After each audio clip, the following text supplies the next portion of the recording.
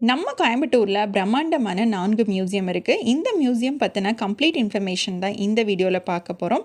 இந்த 4 மியூசியமே சிட்டிக்குள்ளே மட்டும்தான் அமைஞ்சிருக்கு. இது வரைக்கும் நீங்கள் இந்த மியூசியம்ஸ்க்கு போகலை அப்படின்னா கண்டிப்பாக போயிட்டு வாங்க. அதுவும் ஸ்கூல் படிக்கிற குழந்தைங்கள வச்சுருந்தீங்க அப்படின்னா கண்டிப்பாக அவங்களையும் இந்த மியூசியம்ஸ்க்கு கூட்டிகிட்டு போயிட்டு வாங்க. Gass forest museum. இந்த மியூசியம் ரயில்வே ஜங்ஷன்லேருந்து 4 கிலோமீட்டர் டிஸ்டன்ஸில் அமைஞ்சிருக்கு. இந்த மியூசியம்க்கு பஸ்ஸில் போகணும் அப்படின்னு நினச்சிங்கன்னா இந்த மியூசியம்க்கு பக்கத்தில் இருக்கிற bus stop Sri Nehru Vidyalaya bus stop. இந்த பஸ் ஸ்டாப்லேருந்து 2 கிலோமீட்டர் டிஸ்டன்ஸில் கேஸ் ஃபாரஸ்ட் மியூசியம் அமைஞ்சிருக்கு. இந்த museum Saturday Sundays central government ஹாலிடேஸில் ஓப்பன் பண்ண மாட்டாங்க.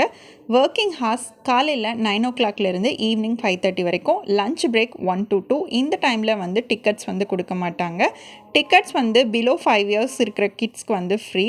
5 to 18 yearsக்கு 20 rupees சார்ஜ் பண்ணுறாங்க. எபோவ் 18 years 40 rupees சார்ஜ் பண்ணுறாங்க. இந்த மியூசியம் 1902ஆம் ஆண்டில் காடுகளை பாதுகாக்கணும்னு நினச்சா கேஸ் அப்படிங்கிற ஒரு மனிதரால் நிறுவப்பட்டது. அவருடைய பெயரையே இந்த மியூசியம்க்கு வச்சுருக்காங்க. இந்த மியூசியத்தில் வனவிலங்குகள், பூச்சிகள், பட்டாம்பூச்சிகள், மரத்தாலான கைவினைப் பொருட்கள், கலைப்பொருட்கள், பண்டைய காலத்தில் பயன்படுத்தப்பட்ட ஆயுதங்கள் அப்படின்னு 10,000க்கும் மேற்பட்ட கலைப்பொருட்கள் இருக்குது. உள்ளே போகிற பாதையும் அடர்த்தியான மரங்களால் நிரம்பி வழியுது. உள்ளே போகிற பாதையே பார்க்குறதுக்கு ரொம்ப அற்புதமாக இருக்கும்.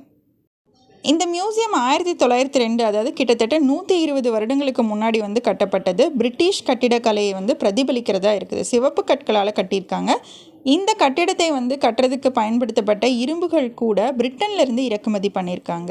இந்த மியூசியத்தோட முக்கிய அம்சமாக பார்க்கப்படுறது, இந்த மியூசியத்தில் ஒரு பாதுகாக்கப்பட்ட யானையினுடைய கரு இருக்குது. குட்டை யானை, யானையினுடைய எலும்புக்கூடு, இது மூன்றுமே இந்த மியூசியத்தினுடைய ஒரு சிறப்பு அம்சமாக பார்க்கப்படுது. மியூசியத்தோட என்ட்ரன்ஸில் ஒரு மிகப்பெரிய காட்டெருமையும் அதுக்கு பக்கத்தில் ஒரு மானும் இருக்கிறத பார்க்க முடியும். வன விலங்குகள் தவிர பழங்காலத்தில் பயன்படுத்தப்பட்ட ஆயுதங்கள், கைவினைப் பொருட்கள், பூச்சிகளோட சேகரிப்பு, கலைப்பொருட்கள் அப்படின்னு இந்த மியூசியத்தில் நம்ம பார்க்குறதுக்கு முன்னாடியே சொன்ன மாதிரி 10,000க்கும் மேற்பட்ட பொருட்கள் இருக்குது. அதனால் கண்டிப்பாக குழந்தைகளோட போய் பார்க்க வேண்டிய மியூசியம் இது.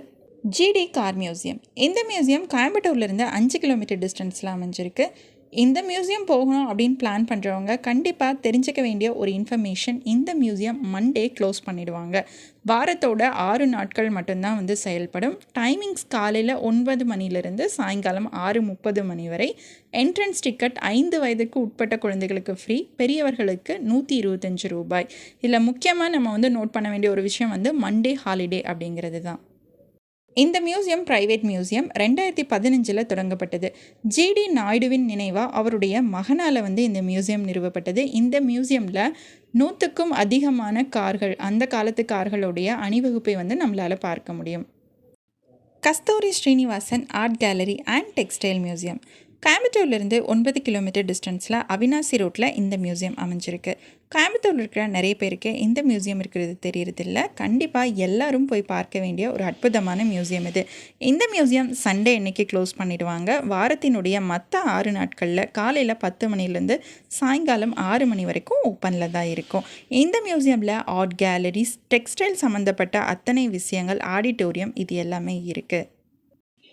இந்த ஆடிட்டோரியமில் 10 ரூம்கள் இருக்குது. இந்த 10 ரூம்கள்லேயும் அந்த கால படைப்பிலிருந்து நவீன படைப்பு வரைக்கும் எல்லாத்தையும் அழகாக செப்பரேட் பண்ணி வச்சுருக்காங்க. ரூம் 1, 2ல் பாரம்பரிய இந்திய கலை, தஞ்சாவூர் ஓவியங்கள், அதில் சிலது 100 ஆண்டுகள் பழமையான ஓவியங்களை காட்சிக்கு வச்சுருக்காங்க. அறை 2ல் மொகலாய கலையினுடைய பல பிரதிகளை வச்சுருக்காங்க. அறை 3ல் திருமதி ஸ்ரீனிவாசன் அவர்களினுடைய ஓவியங்கள் காட்சிப்படுத்தப்பட்டிருக்கு. அறை 4, 5 இந்த 2 அறைகளில் நவீன கலைஞர்களினுடைய கலை படைப்புகளை காட்சிப்படுத்தியிருக்காங்க. ஓவியங்களாகட்டும், இல்லை சிற்பங்களாகட்டும், இந்த மாதிரி நிறைய கைவினைப் பொருட்களாகட்டும், இந்த மாதிரி நிறைய நவீன கலைஞர்களினுடைய படைப்புகளை காட்சிப்படுத்தியிருக்காங்க. அறை 6ல் ஐரோப்பியர்கள் அல்லாத வெளிநாட்டு கலைஞர்களினுடைய படைப்புகளை காட்சிப்படுத்தியிருக்காங்க. அறை 7, 8, 9, 10 இந்த 4 அறைகளிலும் ஐரோப்பியர்களினுடைய கலைப்பொருட்களை காட்சிப்படுத்தியிருக்காங்க. Insect museum. Insect museum Coimbatore agri காலேஜோட வளாகத்தில் அமைச்சிருக்காங்க. இந்த மியூசியம் 6,000 அடி சதுர அடியில் பிரம்மாண்டமாக அமைக்கப்பட்டிருக்கு. இந்த மியூசியத்தில் இந்தியாவில் மட்டும் இல்லாமல் பங்களாதேஷ், ஸ்ரீலங்கா, தாய்லாந்து, பாகிஸ்தான் நாடுகளைச் சேர்ந்த 1,00,000க்கும் அதிகமான பூச்சிகளையும் ஒட்டுண்ணிகளையும் பார்வைக்க வச்சுருக்காங்க. இங்கே கண்ணாடி கூண்டில் எல்லா பூச்சிகளையும் வச்சுருக்காங்க. பூச்சிகளுக்கு மேலே எல்இடி ஸ்க்ரீனில் அந்த பூச்சி என்ன வகை, அந்த பூச்சினால் நமக்கு ஏதாவது நன்மைகள் இருக்கா, தீமைகள் இருக்கா, அந்த பூச்சியை எந்தெந்த நாட்டில் பார்க்கலாம் அப்படிங்கிற இன்ஃபர்மேஷன்ஸை தமிழ், இங்கிலீஷ் 2 லாங்குவேஜ்லேயும் வச்சுருக்காங்க. அது மட்டும் இல்லாமல் பூச்சிகளுக்காக போஸ்டல் ஸ்டாம்ப்பு, காயின்ஸு அதை எந்த நாடுகள் ரிலீஸ் பண்ணாங்க அப்படிங்கிற இன்ஃபர்மேஷன்ஸையும் வச்சுருக்காங்க. உலக அளவில் பூச்சிகளுக்காக என்னென்ன புக்ஸ் ரிலீஸ் பண்ணியிருக்காங்க அப்படிங்கிற புக்ஸ் இன்ஃபர்மேஷனும் வச்சுருக்காங்க. தரையிலிருந்து தோண்டி எடுக்கப்பட்ட 2 பெரிய கரையான் புத்துக்களை வச்சுருக்காங்க. இந்த மியூசியம் 2008 தான் ஃபார்ம் பண்ணியிருக்காங்க.